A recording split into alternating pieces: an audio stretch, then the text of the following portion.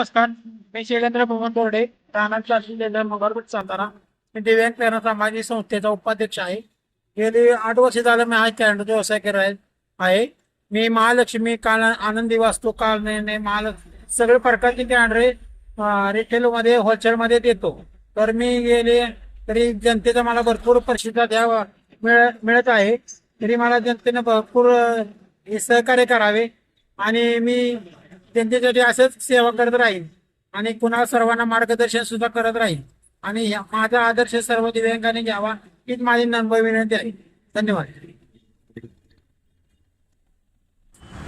मी calendar 55 रुपयाला विकतो, कारण दुकानात 50 रुपयाला मिळतो. पण जनतेला एवढं कळत नाही की हा दिव्यांग असून गाडीवर विकतोय, त्याला पेट्रोलचा खर्च आहे आणि उन्हातानात मी फिरतोय.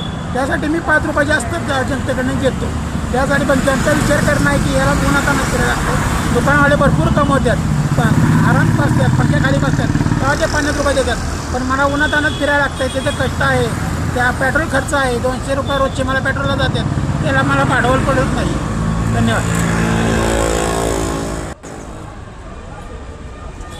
मला इलेक्ट्रिक सायकल मिळाली, माझ्याबरोबर भांडण काढली. का सायकल मला का दिली नाही?